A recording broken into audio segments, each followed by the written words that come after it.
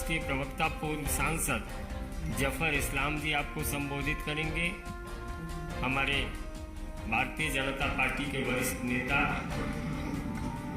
और सांसद सौमित्र खान जी संबोधित करेंगे।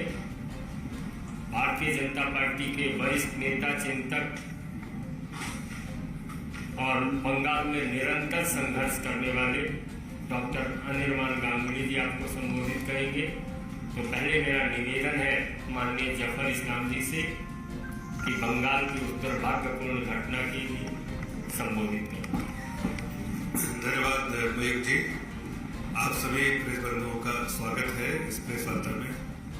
जैसा कि मयूख जी ने बताया कि ये वार्ता जो है, जो घटना घटी है बंगाल में, जो पूरी जनता देख रही है, बंगाल की जनता, जो वहां का एक सपना था बंगाल की जनता का कि एक सुनार बंगला देखने का, लेकिन आज बंगाल की जनता रो रही है इसलिए कि एक लाचार बंगला देख रही है, जहां पर कानून व्यवस्था बिल्कुल ठप है और जो डेमोक्रेसी जिसकी बात करती है ममता बनर्जी, देश प्रदेश के बाहर पूरे देश में घूम घूम के, लेकिन वहां एक तानाशाही अपनी पराकाष्ठा पे है।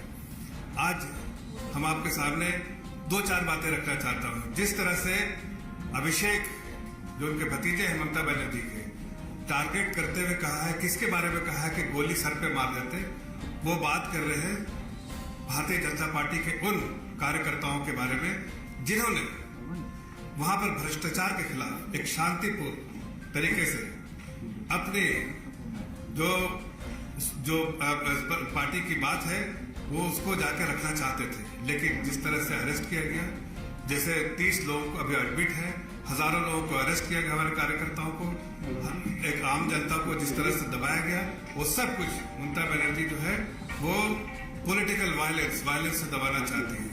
और इसी तरह से कल आपने देखा होगा किस तरह से बर्बरता से वहां की पुलिस, जिसको फुट सोल्जर्स कहते हैं, वो पुलिस जो वहां की जो फुट सोल्जर्स है ममता बनर्जी के, वो पुलिस है जिसको पूरा प्रोटेक्शन है ममता बनर्जी की तरफ से, वहां के लोकल एडमिनिस्ट्रेशन से, और उन लोगों ने जिस बेरहमी से लहूलुहान किया है भारतीय जनता पार्टी के कार्यकर्ताओं को, और चाहे वो सांसद हो, चाहे विधायक हो, चाहे कार्यकर्ता हो, किसी को भी नहीं बख्शा।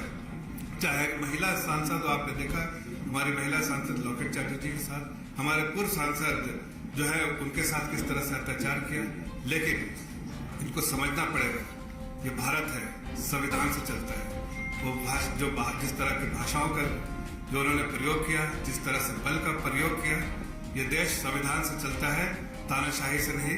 डिक्टेटरशिप का उनको हिसाब देना पड़ेगा। जनता वहां देख रही है, जो सुनार बंगला देखना चाहती थी वो लाचार बंगला देख रही है। इसी के बारे में कुछ बातें जो है हमारे मित्र डॉक्टर अनिर्बान गांगुली जी भी रखेंगे। ফুটেজ আছে এই ছবিগুলো, এবং একাধিক জায়গায় আমরা দেখছি যে পুলিশ যারা, তারা পাথর ফেলছে, ঢিল ফেলছে। অর্থাৎ প্রথম কথাটা হলো যে কোন পুলিশের ম্যানুয়ালে লেখা আছে যে কোনো ডেমোক্রেটিক গণতান্ত্রিক পদ্ধতিতে প্রতিবাদ সভা বা প্রতিবাদ মিছিলকে ঢিল মেরে বন্ধ করার চেষ্টা। এবং এটা কালকে দেখা গেছে, 13 তারিখ দেখা গেছে যে আনপ্রোভোকড লাঠিচার্জ, এবং বিশেষ করে MG road, Mahatma Gandhi road এবং কলেজ স্কোয়ার থেকে যে মিছিল আসছিল ভারতীয় জনতা পার্টির, সেই মিছিলে আনপ্রোভোকড লাঠিচার্জ এবং সেখানে ঢিল ছোড়া, এবং একাধিক বাড়ির ছাদ থেকে, এমজি রোডের চারপাশে যে বাড়ি, একাধিক বাড়ির ছাদ থেকে খালি মদের বোতল, কাঁচ, এই সব জাতীয় সব জিনিস ফেলা হয়েছে যারা মিছিল, যারা আন্দোলনকারী তাদের উপর উদ্দেশ্য করে। এবং সেখানে একেবারে ছত্রভঙ্গ হলো। একাধিক জায়গায় আমি নিজে সাক্ষী, এবং সেই ছবিও দেখানো হয়েছে যে 6 জন, কোনো মহিলা পুলিশ ছিল না। আজকে মহিলা পুলিশ কি করতে পারে না করতে পারে সেই নিয়ে খুব হাসি ঠাট্টা টিটকিরি করছে তৃণমূল কংগ্রেস, কিন্তু প্রকাশ্যে দেখা গেছে সেদিনকে পুলিশ কোনো মহিলা পুলিশ চত্বরে নেই, 6 জন মিলে একজন মহিলা কর্মীকে বেধড়ক লাঠি দিয়ে প্রহার করছে, এবং একটা জায়গায় না একাধিক জায়গায় এই জিনিস হয়েছে। এবং কথাটা হলো যে পুলিশ আগেও দেখা গেছে যে পুলিশ যখন লাঠিচার্জ করেছে, পুলিশের মধ্যে দাঁড়িয়ে রয়েছে পুলিশের উর্দি পরা তৃণমূল কংগ্রেসের ক্যাডার। সেই জন্য পরিষ্কারভাবে বোঝা যাচ্ছে যে খুব সুপরিকল্পিতভাবে চেষ্টা করা হয়েছে যাতে একটি অরাজকতা সৃষ্টি হয়, অরাজকতা ছড়িয়ে যায় এবং একটি হাতাহাতি হয়। এবং তার জন্যে, কেন না হলে খালি মদের বোতল, কাঁচ, ঢিল, এ তো কোনো পুলিশ ব্যবহার করে না, ঢিলগুলো এলো কোত্থেকে? এবং সেই জন্য আবার প্রশ্ন করা হচ্ছে যে কোন ম্যানুয়ালে রয়েছে যে কোনো প্রতিবাদ সভা, গণতান্ত্রিক পদ্ধতিতে ডাকা প্রতিবাদ সভাকে ঢিল মেরে, কাঁচ মেরে, কাঁচের বোতল মেরে, মদের বোতল মেরে সেটাকে একেবারে ডিসিপেট করতে হয়। এই একটা বিষয়। অনেক বিষয় রয়েছে। কালকে মমতা বন্দ্যোপাধ্যায়, পশ্চিমবাংলার মুখ্যমন্ত্রী, এবং তার ভাইপো মেম্বার অফ পার্লামেন্ট ডায়মন্ড হারবারের অভিষেক ব্যানার্জি, যিনি দিনের পর দিন একটি এক্সট্রা কনস্টিটিউশনাল অথরিটি হয়ে যাচ্ছে পশ্চিমবাংলায়, যাকে শাসনতন্ত্রে, পশ্চিমবাংলার আজকে শাসন ব্যবস্থায় সবাই যাকে রিপোর্টিং করছে, যে বিভিন্ন পলিসি ডিসিশন নিচ্ছে, একটি extra constitutional authority without any position in the state government, এদের দুজনের মধ্যে গতকাল প্রেস কনফারেন্সে অন্তত 30 বার গুলি চালানো, গুলি চালানো, গুলি চালানো কথাটা নিজেদের মধ্যে, একজন ইলেক্টেড চিফ মিনিস্টার এবং তার দলের একজন নেতা যে তার ভাইপো, একজন ইলেক্টেড মেম্বার অফ পার্লামেন্ট, এদের দুজনের মধ্যে অন্তত 30 বার গুলি চালানো কথাটা ব্যবহার হয়েছে। কাদের বিরুদ্ধে গুলি চালানোর কথা তারা বলেছে? তারা বলেছে তাদের বিরুদ্ধে যারা গণতান্ত্রিক প্রক্রিয়াতে, গণতান্ত্রিকভাবে একটি পলিটিক্যাল প্রোটেস্টের অংশীদার, তারা হলে তাদেরকে গুলি মেরে দিত। এবং অভিষেক ব্যানার্জি জেস্টিকুলেট করে, মানে নজিরবিহীন, অন্তত 30 বছর নজিরবিহীন পশ্চিমবাংলার ইতিহাসে কোনো একজন ইলেক্টেড মেম্বার অফ পার্লামেন্ট, শাসক দলের নেতা জেস্টিকুলেট করে বলেছে এইরকম গুলি মেরে দেব, গুলি গুলি, অর্থাৎ গুলিতে মাথায় গুলি করে দেব। কিছুদিন আগে বলেছিলেন যে 6 মাসের মধ্যে নতুন তৃণমূল কংগ্রেস দেখা যাবে।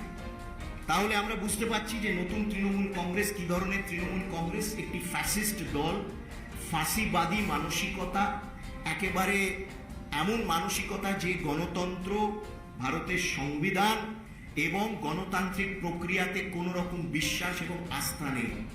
এবং অভিষেক ব্যানার্জির এই যে জেস্চার, গুলি করে দেবো, গুলি করে দেবো, মনে করিয়ে দিল পলপট। পলপট ছিলেন একজন ডিক্টেটর, যে তারই দেশের প্রায় 30 লক্ষ মানুষকে মাথায় গুলি করে সেই মাথার খুলির পাহাড় তৈরি করতেন। এ ছিল পলপট। এবং নতুন প্রজন্মের পলপট আমরা দেখতে পাচ্ছি। এবং এর জবাব মানুষ দেবে। মানুষের জবাব যথা সময় পশ্চিমবাংলার মানুষ দেবে। আমাদের গণতান্ত্রিক সংঘর্ষ জারি থাকবে। এবং এখানে একটা প্রশ্ন করতে চাই যে জুন মাসে যখন জাতীয় সড়ক নবান্ন 24 তলা থেকে দেখা যাচ্ছিল, সেই জাতীয় সড়ক যখন জুন মাসে 16 ঘন্টা ধরে জাতীয় সড়ক আটকে রাখা হলো এবং জাতীয় সড়কের চারপাশে পাঁচলা থেকে উলুবেড়িয়া বিস্তীর্ণ এলাকা, হাওড়ার বিস্তীর্ণ এলাকা ধরে তাণ্ডব চালানো হলো, বিভিন্ন দোকানপাট লুট হলো, জ্বালিয়ে দেওয়া হলো, ঘরবাড়ি জ্বালিয়ে দেওয়া হলো, ভারতীয় জনতা পার্টির উলুবেড়িয়ার সাংগঠনিক কার্যালয় জ্বালিয়ে দেওয়া হলো, বেতুয়া দৌড়িতে একের পর এক দোকান জ্বালিয়ে দেওয়া হলো, বেলডাঙাতে একেবারে উচ্ছৃঙ্খলভাবে সেখানে লুটপাট হলো। কালিয়াচকে যখন পুলিশ স্টেশন জ্বলল 2016 সালে, তখন তো কারুর মনে হয়নি যে গুলি গুলি গুলি, তখন কারুর মনে হয়নি নাকি এই গুলিটা শুধুমাত্র একটি দল এবং তার কর্মীদের জন্য রিজার্ভড? এই প্রশ্নগুলো থেকে যাচ্ছে এবং একেবারে অগণতান্ত্রিক, ডিক্টেটোরিয়াল, ফ্যাসিস্ট মেন্টালিটি। আগে বলেছি, প্রকাশ্যে কালকে অভিষেক ব্যানার্জির বক্তব্যে এবং মুখ্যমন্ত্রী পশ্চিমবাংলার নির্বাচিত মুখ্যমন্ত্রীর বক্তব্যে অসহিষ্ণু ফ্যাসিবাদী मानसिकता কালকে প্রকাশ্যে এলো। हिंदी में बोलो। जी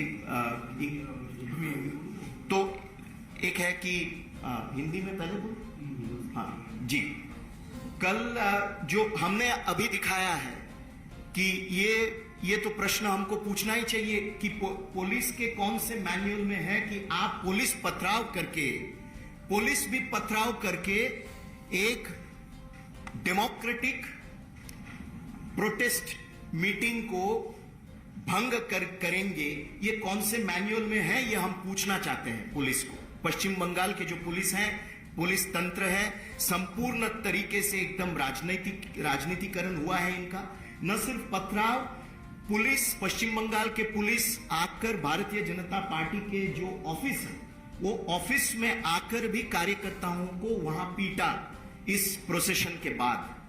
और कई इंटरसेक्शन में, सौमित्र जी बताएंगे, कई इंटरसेक्शन में ऐसा भी हुआ है कि छत से पत्थर फेंका गया, छत से दारू का जो खाली बोतलें हैं, कांच है, ये भी फेंका गया है लोगों के ऊपर जो वहां चल रहे थे भारतीय जनता पार्टी के कार्यकर्ताओं के ऊपर। तो ये तो प्रश्न है कि पुलिस को किसने ये इंस्ट्रक्शन दिया, पुलिस किसके इंस्ट्रक्शन पे ये काम कर रहा था।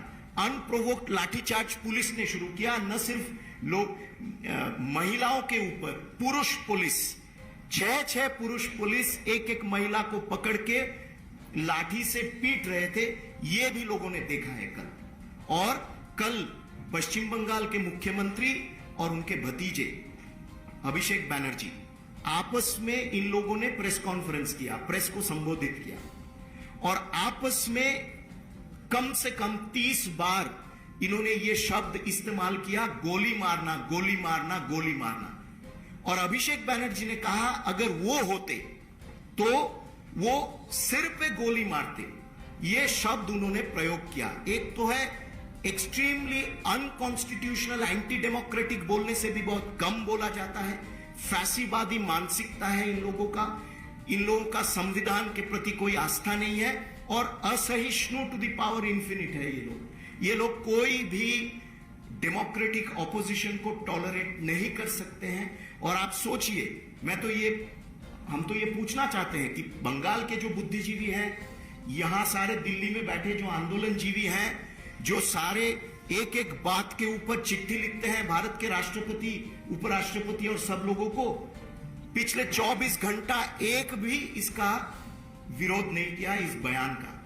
एक इलेक्टेड मेंबर ऑफ पार्लियामेंट कह रहा है अगर मैं होता तो मैं गोली मार देता, सिर पे गोली मार देता। तो यही दिखाता है कि पश्चिम बंगाल का हालत क्या है। जनता इसका जवाब देगा। हमारा जो संघर्ष है, गणतांत्रिक संघर्ष राजनीतिक रूप से जारी रहेगा और इसका अंत हम देखेंगे। पर यह प्रश्न भी मैं यहां पूछना चाहता हूं कि जब इस साल जून में करीब 10 दिन पश्चिम बंगाल जला, हावड़ा जला, नदिया जला, मुर्शिदाबाद जला, आम लोगों का दुकानें जला दिया गया, आगजनी किया गया, पथराव किया गया और एकदम से वहां नेशनल हाईवे 16 घंटा तक ये लोग बंद किए थे, तब किसी को याद नहीं आया कि क्या एक्शन लेना चाहिए। तब अभिषेक बैनर्जी ने कोई स्टेटमेंट नहीं दिया, कोई बयान नहीं दिया। कालिया चौक आप लोगों को याद होगा कि एक विशाल मॉब कालिया चौक में 2016 में पुलिस स्टेशन को अटैक करके, ये सारे तस्वीरें ऑनलाइन अवेलेबल अभी भी हैं, पुलिस स्टेशन को अटैक करके कंप्लीटली पुलिस स्टेशन को इन लोगों ने डिस्ट्रॉय कर दिया था। तब अभिषेक बैनर्जी कहां थे? तब तो उनको नहीं लगा कि ऐसा करना चाहिए। या तो ये सिर पे गोली मारना पश्चिम बंगाल में only reserved for BJP workers, BJP as a party and BJP members या बीजेपी समर्थकों के लिए, ये है पश्चिम बंगाल का परिस्थिति। इसलिए हम लोगों ने ये विषय यहां उठाया और मैं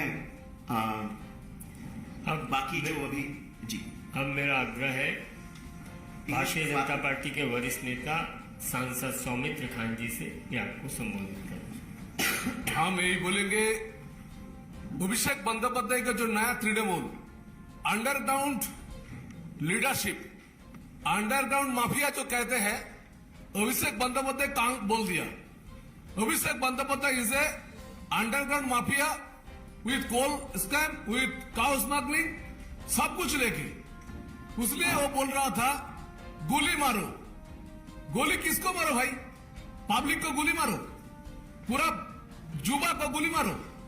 क्योंकि 13 तारीख हम लोग का सुकंत मजूमदार और शुभेंद्र दा का नेतृत्व में हम लोग जो नवान्न चलो अभियान चल रहा था, उसका पहला दिन, उसका रात को पुलिस ऑफिसर जाके जुबा को पिटाया। हम लोग यही चाहते हैं भाई, तुम्हारा एसएससी स्कैम हो रहा है, तुम्हारा कोल स्कैम हो रहा है, तुम्हारा काउ स्मगलिंग हो रहा है, तो वहां पे जुबा रास्ते में उतरेगा नहीं तो कौन उतरेगा? तो ममता बनर्जी को पहले हम चाहते हैं जो 1993 में 21 जुलाई 21 जुलाई पहले ममता बनर्जी के कारण में 13 जुबा कांग्रेस का शहीद हुआ था, तो पहले ममता बनर्जी इस्तीफा दे दो। उसके बाद रिजाइनर जो घटना घटी थी उसके लिए ममता बनर्जी को इस्तीफा देना चाहिए था, क्योंकि उस दिन कोलकाता में बहुत सारे बास चला। फिर भी उसके बाद 2006 में पश्चिम बंगाल विधानसभा में ममता बनर्जी ने तोड़फोड़ किया, उसके लिए ममता बनर्जी को इस्तीफा देना चाहिए था। मैं अभिषेक बनर्जी को बोलना चाहता हूं, जहां हम लोग जानते हैं पश्चिम बंगाल का जनता जात माफिया है, उसलिए आप दुबई जाते हैं, उसलिए आप बार बार नेपाल जाते हैं, आप गैंगटॉक जाते हैं अंडरग्राउंड के साथ एडजस्ट करने के लिए, पूरा भारत को तोड़ने के लिए। लेकिन आप गोली मारो बोल के पुलिस को बोल रहे हैं आप गोली मारो। अरे पुलिस तो आपका तृणमूल कांग्रेस को काल आपको पूरा भारत को जानना चाहिए। पूरा टीएमसी जितने सारे केडर थे 1000 केडर को काल टीएमसी केडर को पुलिस ने पुलिस ड्रेस दे दिए थे बीजेपी कर्मी कार्यकर्ता को अत्याचार करने के लिए। एमजी रोड से हमारा लीडर अनिबंता और हमारा जबर जी ने कहा है, जेएमजी रोड हावड़ा में ऊपर से दारू का बोतल फेंक किया। हावड़ा में मैंने था 17 में। अरे भाई कभी देखा है नेशनल हाईवे का ऊपर जेसीबी चला के उसको तोड़ फोड़ करके स्टील लगाने के लिए? जैसे हम लोग टेररिस्ट है, पुलिस बोल रहा है भाई भारतीय जनता पार्टी का टेररिस्ट जुआ रहा है, ये क्या बात है? तो आज जो घटना घटी, तृणमूल कांग्रेस ने शुभेंदु दा के ऊपर और सुकांत दा के ऊपर अटैक करने वाले थे।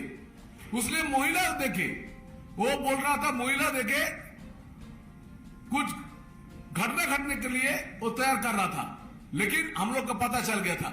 इसलिए under mafia Abhishek Bandopadhyay he is the most under mafia leader है, इसलिए दुबई जाते हैं। वो चाहते हैं पूरा बंगाल को खत्म करने के लिए, जो ममता बनर्जी 10 साल में हमारा पूरा बंगाल को पीछे कर दिया। एसएससी जो एग्जाम था वो भी पीछे कर दिया, सब कुछ खत्म कर दिया, पूरा भारत का मिलती है। चलिए रास्ता नमिए, ममता बनर्जी का 100% झूठे बात बोल दिए। अब आपके जो भी प्रश्न हो डॉक्टर अनिर्बान गांगुली जी उनका जवाब देंगे।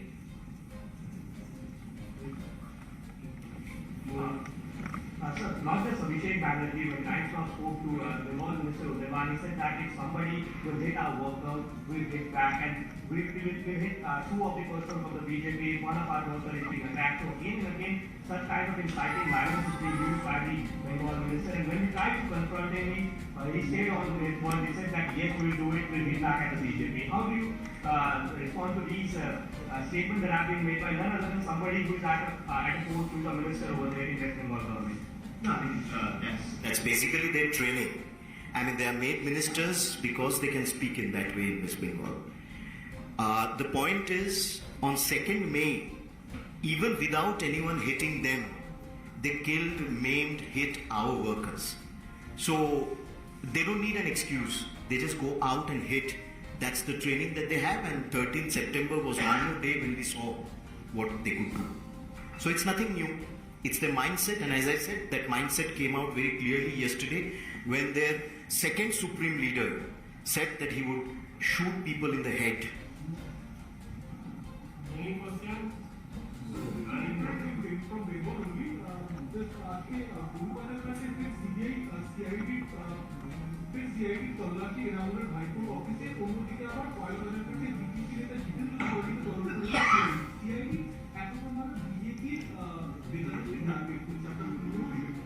নিশ্চয়ই সিআইডি 2 বছর ধরে নাকে সর্ষে তেল দিয়ে ঘুমোচ্ছিল, এখন হঠাৎ তাদের জিতেন্দ্র তিওয়ারি, শুভেন্দু অধিকারীর কথা মনে পড়েছে। এটা ওরা ভিক্টিমাইজেশন করছে এবং এটা খুব সুপরিকল্পিতভাবে ভিক্টিমাইজেশন করছে যাতে একটি ভয়ের আবহাওয়া তৈরি হোক। কিন্তু পশ্চিমবাংলার মানুষ তো দেখেছে কার বাড়ি থেকে কত ট্রাঙ্ক বেরোলো, কার বাড়ি থেকে কত বস্তা বেরিয়েছে, এবং পশ্চিমবাংলার মানুষ আস্তে আস্তে ঘৃণা করতে আরম্ভ করেছে ওদের। ওই জন্য সিআইডি দিয়ে ধমকানো চমকানো এইসব আর কাজ দেবে না।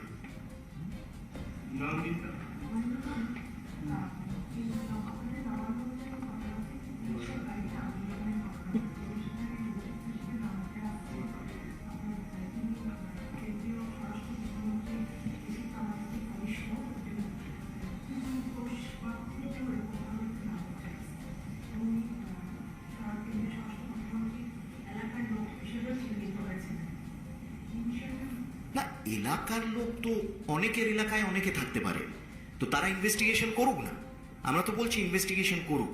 কিন্তু আমাদের প্রশ্ন হলো যে পুলিশের মধ্যে তৃণমূলের ক্যাডার কতজন ঢুকে গেছিল এবং তাদের কি ইনস্ট্রাকশন ছিল। এবং আজকে না, এটা আমরা বরাবর দেখেছি, যতবার বিজেপি প্রতিবাদ করেছে ততবার পুলিশের মধ্যে টিএমসির ক্যাডার, টিএমসির লুম্পেনরা, ক্যাডার তো বলা সেই পার্টিকেই বলা যায় যারা একটি অর্গানাইজড গঠিত পার্টি, এটা তো একটি লুম্পেন দল। এই লুম্পেন টিএমসির লুম্পেনরা পুলিশের উর্দি পরে, পুলিশের লাঠি নিয়ে, পুলিশের র্যাঙ্কের মধ্যে দাঁড়িয়ে তারা পাথরবাজি করেছে। এবং কাল 13 তারিখেও সেটা কোনো ব্যতিক্রম হয়নি। 13 তারিখেও সেই জিনিস হয়েছে, সাঁতরাগাছিতে হয়েছে, কলেজ স্কোয়ার থেকে এমজি রোডে তো হয়েইছে, এবং বিভিন্ন জায়গায় এই জিনিস হয়েছে। আমাদের প্রশ্ন হলো ওরা ইনভেস্টিগেশন করুক না, কিন্তু আমাদের পাল্টা প্রশ্ন এটাও যে কজন ক্যাডার, কজন লুম্পেনদেরকে তারা পুলিশের মধ্যে ঢুকিয়ে দিয়েছিল সেদিনকে।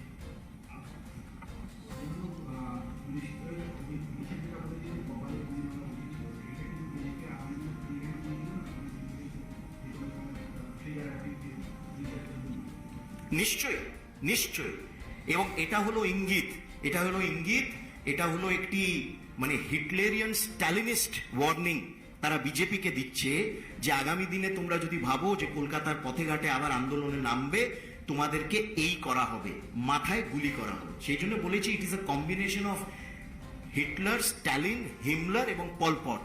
আজকে পশ্চিমবাংলার দুর্ভাগ্য এই যে একটি নির্বাচিত সরকারের জনপ্রতিনিধিরা এই রকম ভাষা প্রয়োগ করছে, এবং বুদ্ধিজীবীরা, সোকল্ড পশ্চিমবাংলার বুদ্ধিজীবীরা যারা একসময় স্টেজে দাঁড়িয়ে ক্যা ক্যা ছি ছি করেছিল, তারা চুপ করে আছে। কোথায় গেল যোগেন চৌধুরী, কোথায় গেলেন সুবোধ সরকার, কোথায় গেলেন অপর্ণা সেন, তারা তো সব চুপ করে আছে। 24 ঘন্টা অতিক্রম হয়ে গেল, তাদের তো কোনো প্রতিবাদ শোনা যাচ্ছে না যে মাথায় গুলি করে, কিংবা তারাও মানে যে হ্যাঁ বিজেপির লোকেরা হলে তাদের মাথায় গুলি করতে হবে।